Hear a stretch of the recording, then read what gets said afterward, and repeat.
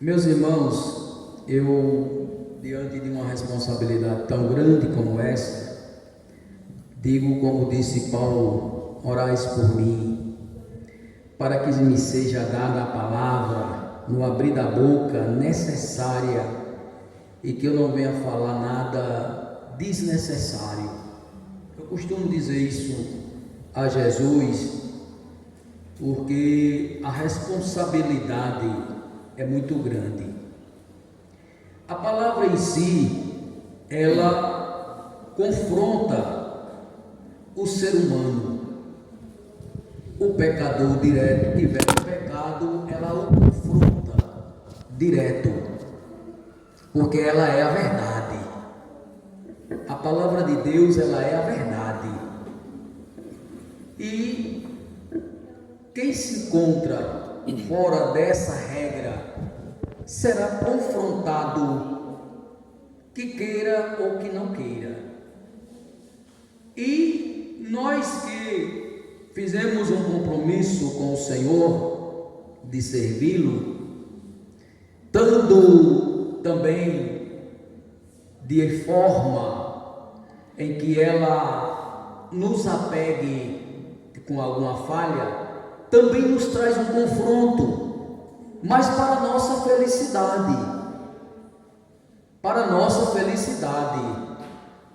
porque a palavra, ela tem um objetivo para Deus e para o bem da nossa vida, porque ela é a verdade, e ela tem seus objetivos para a qual Deus a designa.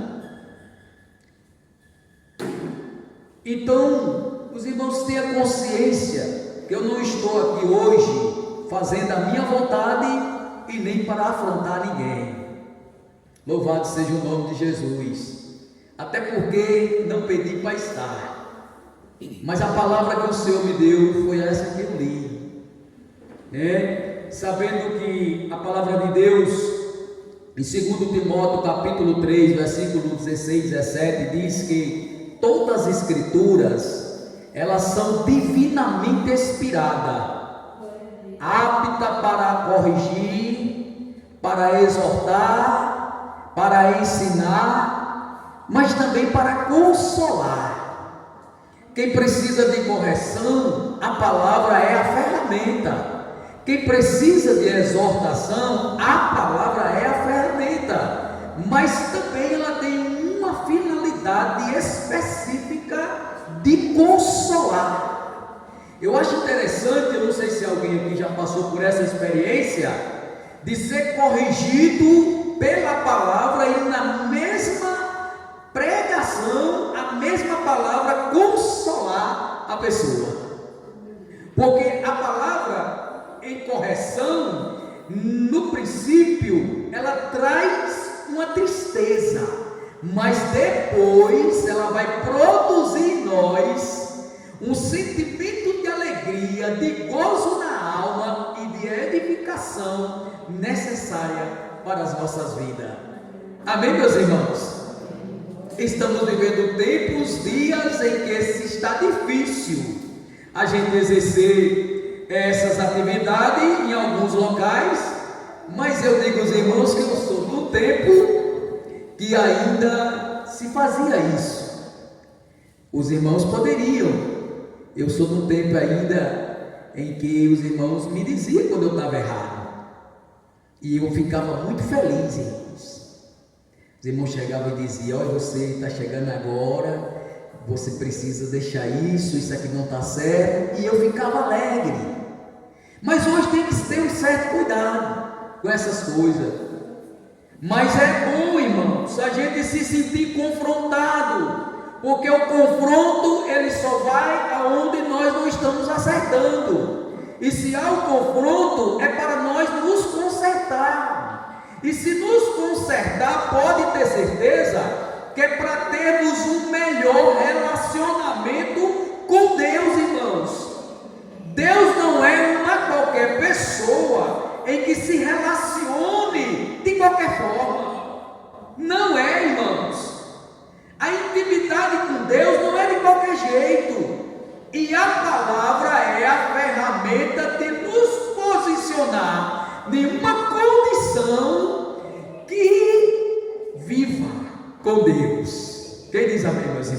Amém. E ela não mata. A palavra não mata. Não. Ela dá vida. Glória a Jesus. Deixa eu abrir. Eu louvo a Deus pela vida dessa igreja. Irmãos, eu vou tirar esse negocinho aqui porque me atrapalha também.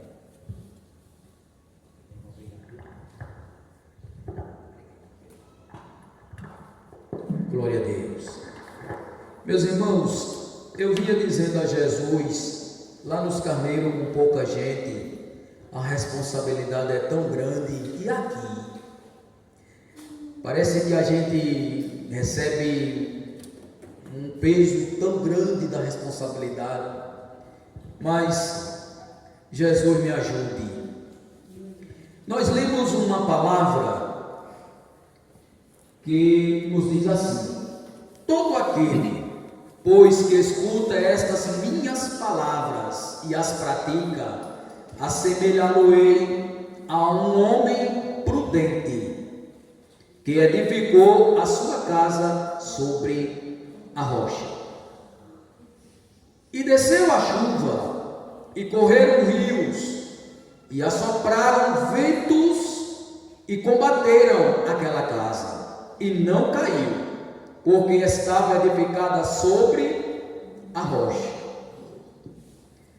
Aquele que ouve estas minhas palavras e as não cumpre, compará-lo-ei a um homem sensato, que edificou a sua casa sobre a areia. Desceu a chuva, correram rios, e assopraram ventos, e combateram aquela casa, e caiu, e foi grande a sua queda. Meus amados irmãos, quando nós fazemos uma análise nesse texto lido, nós vamos observar que Jesus ele tinha uma simplicidade de fazer uso de coisas conviventes do meio humano que facilitava a compreensão de quem estava ouvindo. Porque Jesus ele faz usos de alguns fenômenos naturais que nós estamos acostumados a ver. Porque todos nós aqui sabemos, principalmente os pedreiros, como se faz uma casa, como se começa a construção de uma casa. Todos aqui sabem. Todos sabem também o que é vento, chuva, rios. Todos sabemos também. Então Jesus ele é objetivo nas suas palavras, com a intenção de edificar o povo a qual está lhe ouvindo. E ele traz dois tipos de pessoas que estão construindo para nos ensinar. O primeiro que ele cita, ele está citando um homem a qual ouvem a palavra e pratica. Ele diz que esse homem é semelhante a um construtor que edificou sua casa sobre a rocha.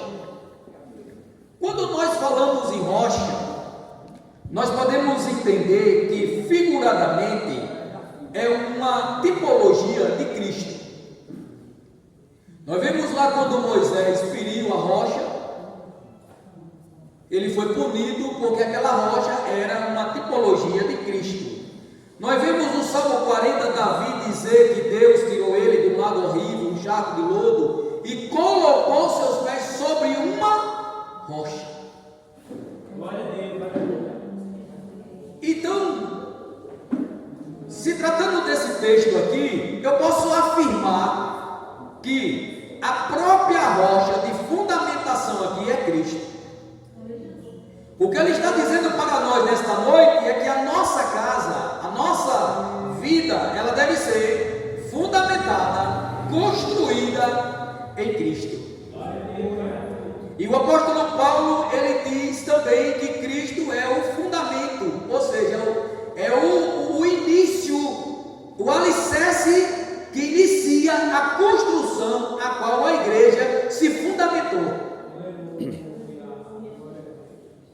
Louvado seja Deus. É por essa razão que o próprio Jesus disse em Mateus que as portas do inferno não prevalecerão contra a sua igreja, porque a fundamentação é o próprio Cristo. O fundador da igreja é o próprio Cristo, e ele é vivo, ele ouve, ele anda, ele está aqui entre nós, e ele é todo poderoso. A garantia da igreja de as portas do inferno não prevalecer contra ela está em Jesus, que é o fundador, o dono, e vive no meio dela. Glória a Deus. E irmãos, o homem prudente edificou sua casa na rocha.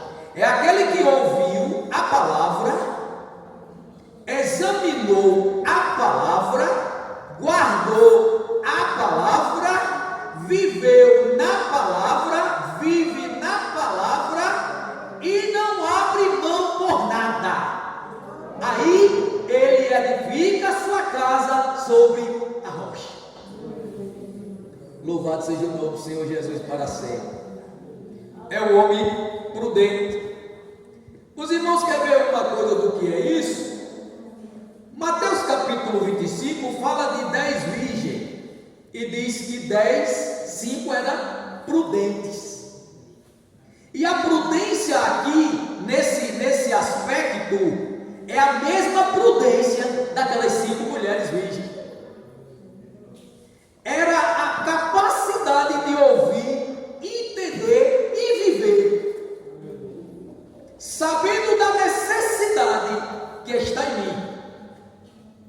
Você sabia que Deus tem mais vontade de que nós viva, obedeça a Ele, do que às vezes nós mesmos? Porque Ele sabe o resultado que gera amanhã, quando nos submetemos à palavra. E também sabe, irmãos,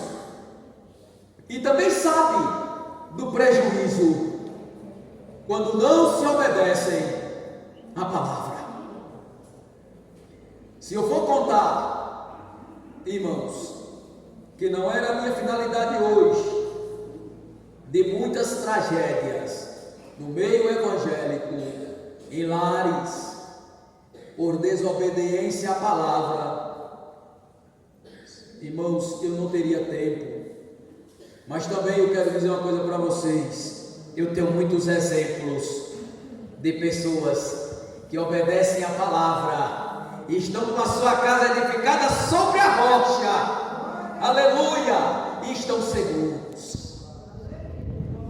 Ele diz que a prática da palavra dá uma construção segura, dá uma construção firme, dá uma construção resistente. E eu posso dizer para os irmãos que aqui tem alguns fenômenos que eu posso dizer como chuva, muita chuva, que faz rios, e os rios correm, veja, e ventos. Todos nós sabemos que chuva com ventos, ela pode também ser chamada de tempestade, que já apresenta um perigo maior para nós, para os seres viventes. Os irmãos podem observar que alguns estados do nosso país, quando sofrem com esse tipo de acontecimentos naturais, as tragédias são grandes. tempestade. Isso pode simbolizar na vida do cristão lutas, aflições, problemas difíceis de se resolver, e deles que às vezes sem você nem esperar, como aquela tempestade dos discípulos no mar, que de repente um vento contrário, a Bíblia diz que de repente um vento contrário surgiu, sem que ninguém estivesse esperando. Mas quando a casa ela é edificada na rocha, tudo isso acontece e combate sobre aquela casa, mas ela não cai. Aleluia. Ela não cai, porque ela está firme na rocha. A nossa garantia é que ela está firme na rocha. E a prudência que temos, que devemos ter, permaneceremos na rocha. Aleluia. Não devemos sair por motivo nenhum. Eu estava pensando aqui e dizendo para mim mesmo: onde está a minha casa hoje? Aonde está a sua fundamentação hoje? No mundo de tanta facilidade. Porque se os irmãos pensar comigo, cavar uma rocha para fazer uma casa, não é fácil não. Mas cavar uma areia para construir, se for dizer assim, vamos para o que é mais fácil, correríamos para a areia, porque cavar casa numa rocha não é fácil, porém nos sustenta. Aleluia. Eu pensava, se a casa de Jó tivesse sido feita na areia, quando aquelas adversidades chegou, você já pensou, irmãos? Se Jó fosse um homem nécio, despreocupado, acomodado, fizesse a casa na areia, as adversidades chegou na vida de Jó, na casa de Jó. E eu quero dizer uma coisa para os irmãos, que o que aconteceu na vida de Jó, o diabo, eu tenho certeza, ele não está na Bíblia, isso é eu que estou não acrescentando, mas ilustrando, que eu tenho certeza que ele disse: eu vou acabar com Jó. Porque se tem três coisas na vida do ser humano que ele pode botar na sua mente, que isso são pilares de sustentabilidade na vida de todo ser humano: finanças, saúde e família. Pode colocar na sua cabeça. Essas três coisas são pilares de sustentabilidade na nossa vida. O diabo disse: eu vou acabar com Jó de uma forma que não tem como ele ficar de pé. Aí Deus autoriza, está lá no capítulo 1 do seu livro, inicia contando esse acontecimento. Deus autoriza, por uma acusação do diabo, dizer a Deus que Jó só é fiel a ele porque ele tinha o cercado de bens. Aí Deus autoriza, vai lá e toca em tudo que ele possui. Irmãos, eu tenho certeza que o diabo não perdeu tempo.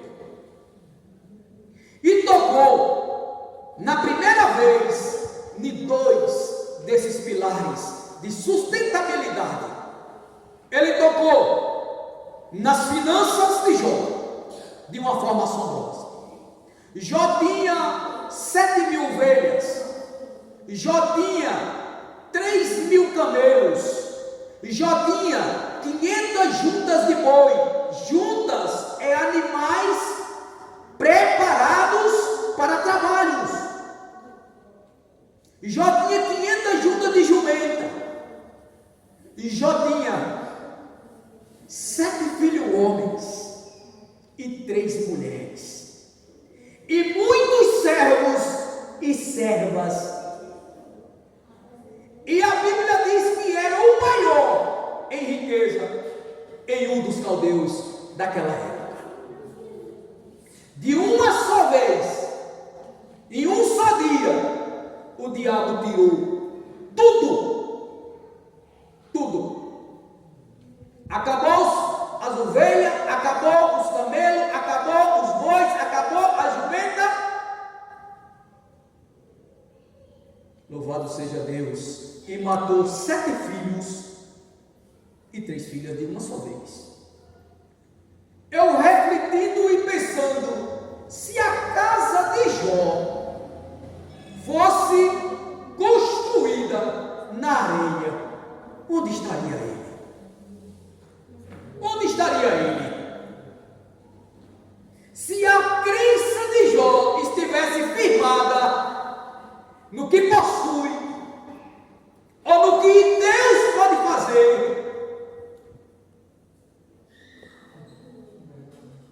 já pensou, irmãos?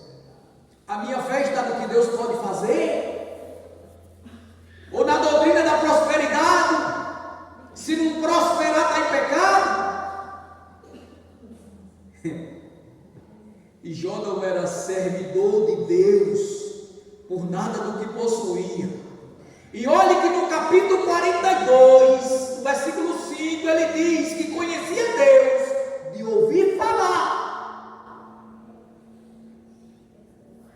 E a Bíblia diz que os mensageiros, o último mensageiro disse que Jó, teus filhos estavam banqueteando na casa do primogênito. E veio o vento do Oriente e deu nos 4 cantos da casa. Caiu, olha o vento aí.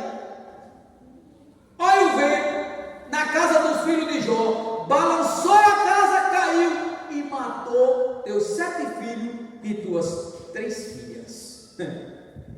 Eu imagino que nesse exato momento está o adversário esperando o Jó abrir a boca para blasfemar de Deus. Estamos vivendo num tempo, irmão, de tanta facilidade para se reclamar. E quando eu olho para a vida de Jó, eu digo, meu Deus, o que foi que eu perdi até aqui? Quais são as minhas aflições? As minhas queixas diante de Deus? Quais são os motivos para reclamar? O diabo, eu acredito que esperava atentamente o que Jó iria fazer. E a Bíblia diz que Jó, depois dessa última notícia, ele rasga suas vestes, irmãos, e senta na terra, começa a jogar na cabeça e dizer: nu saí do ventre da minha mãe, e nu para lá tornarei. Deus me deu, Deus tomou. Bendito seja o nome do Senhor. Quando eu pensava isso, eu via Deus me dizendo: casa na rocha, casa na rocha. Aleluia. Cai a chuva, corre os rios, sopra os ventos, mas eu estou de pé, porque estou sobre a rocha. Louvado seja o nome de Jesus. O crente, irmãos, tem que ser que nem aquela planta chamada palmeira. Diz que o tanto que ela cresce para cima, ela cresce para baixo. Por isso que vento não derruba, rios não derruba. Quando as tempestades batem, que as águas correm, ela se agacha. E quando passa tudo novamente, ela se ergue e fica em pé novamente. E as suas folhas balançam, dizendo: eu estou de pé. É interessante, né, irmãos? Crescer para cima tem que crescer para baixo. O crente, para crescer para cima, tem que crescer primeiro para baixo. Aí, irmãos, 3 pilares da casa e da família de Jó estavam derrubados. O adversário volta a Deus, e Deus diz a ele: tu viu lá meu servo Jó, que não blasfemou contra mim, e tu intentando contra ele acusações, sem que ele merecesse? Aí ele vai e diz novamente: mas também a saúde dele é perfeita, ele não tem motivo nenhum para se preocupar com a saúde. Aí Deus vai lá e manda ele tocar na saúde. Irmão, você quer ver uma família perturbada?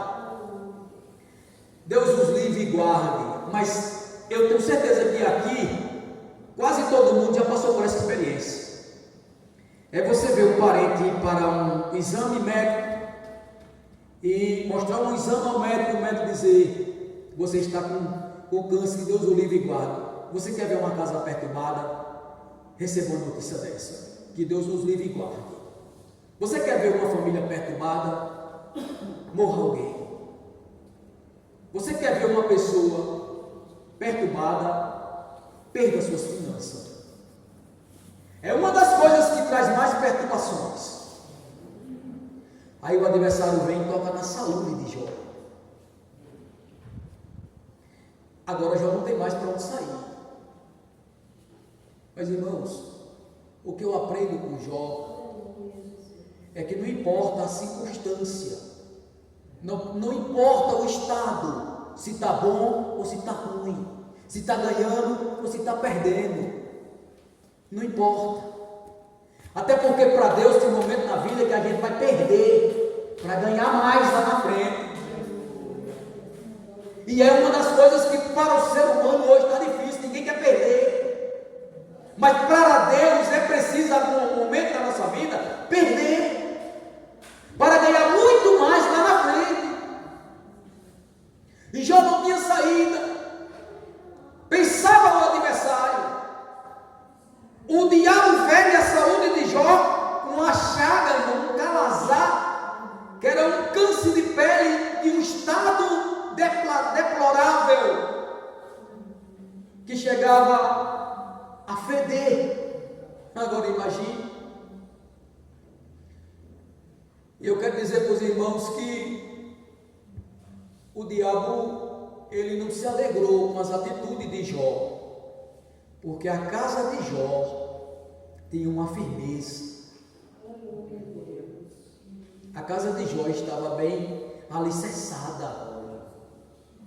Irmãos, quem tem a palavra como um alicerce para a vida, é como diz o Salmo 125: os que confiam no Senhor serão como os montes de Sião, não se abalam, mas permanece para sempre.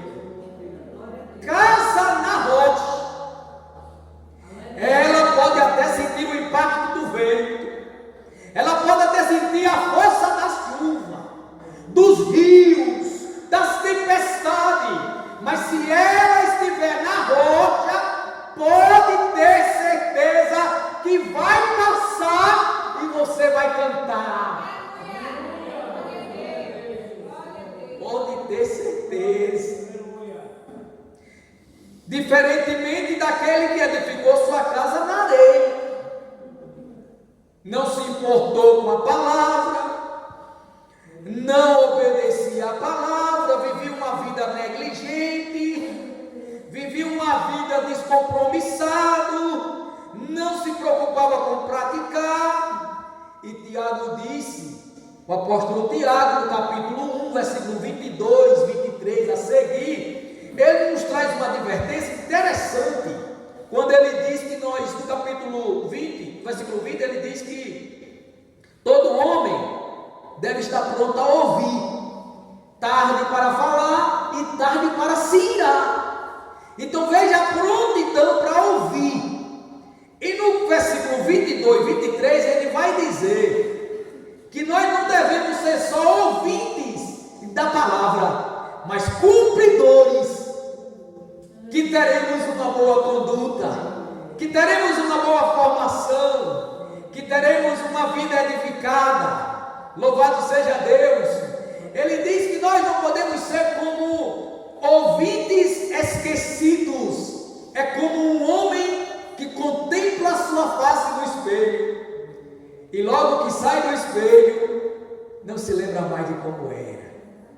Não sejamos assim, meus irmãos, não sejamos assim, mas sejamos aqueles que a palavra ela é a vida, que a palavra ela é o nosso alimento, ela é o nosso consolo, ela é a nossa força, ela é, irmãos, a lâmpada para os nossos pés, ela é a luz para alumiar o nosso caminho, ela é a água que nos purifica.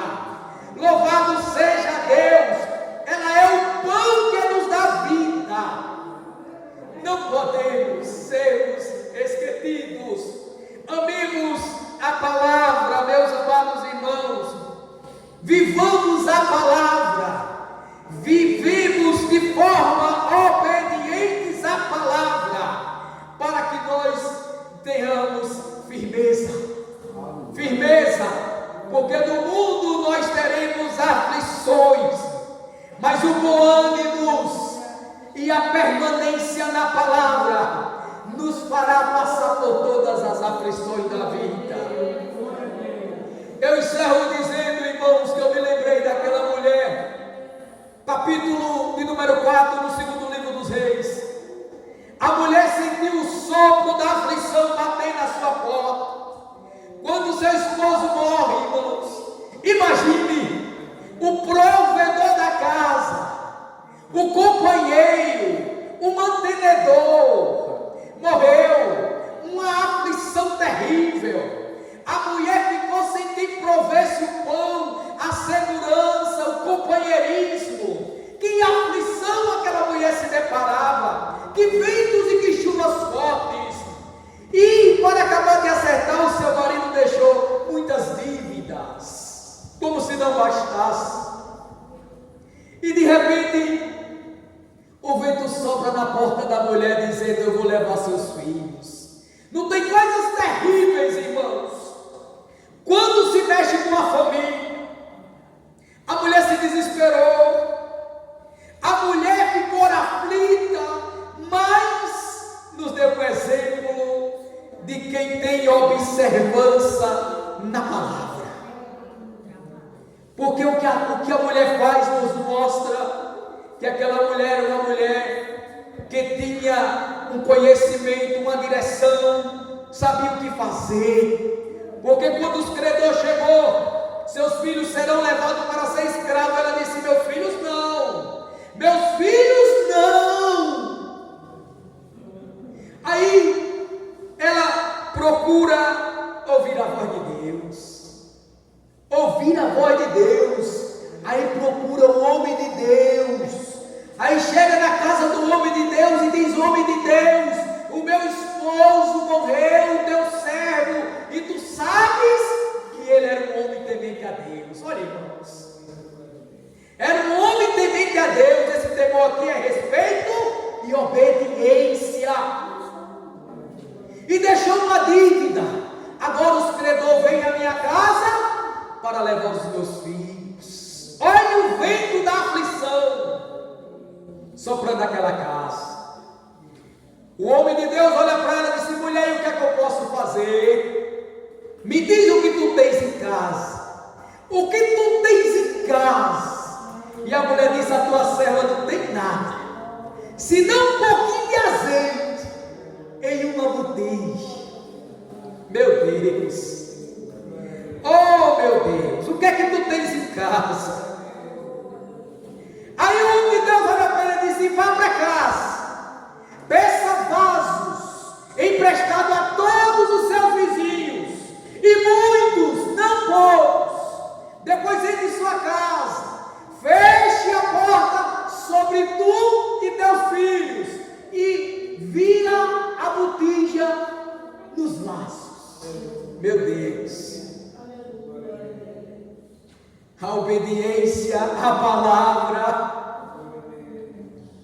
faz coisas que não era para surpreender, porque vem de Deus, mas pela nossa humanidade nos surpreende.